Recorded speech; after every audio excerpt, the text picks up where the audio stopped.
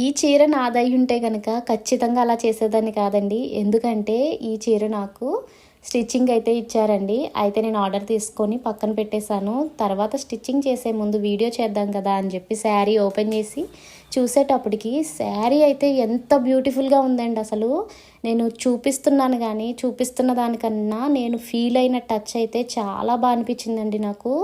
ఆ శారీ ఓపెన్ చేయగానే నాకు అర్థమైంది ఇది చాలా కాస్ట్లీ శారీ అని.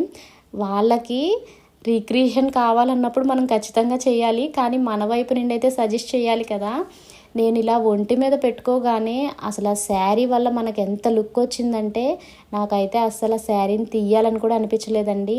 నేను చెప్పాను ఈ శారీని ఇలానే ఉంచుకోండి చాలా బాగుంటుందని. కానీ వాళ్ళు చెప్పింది ఏంటంటే శారీ చాలా వెయిట్ ఉంది, నేను మేనేజ్ చేయలేను, అందుకని లెహెంగా స్టిచ్ చేయించుకుందాం అనుకుంటున్నాను అన్నారు. కానీ శారీ పళ్ళు అండ్ బ్లౌజ్ పార్ట్ కూడా ఎక్సలెంట్గా వచ్చిందండి. మరి ఈ శారీని నేను ఎలా రీక్రియేట్ చేశానో చూడాలంటే నెక్స్ట్ వీడియో వరకు వెయిట్ చేసేయండి.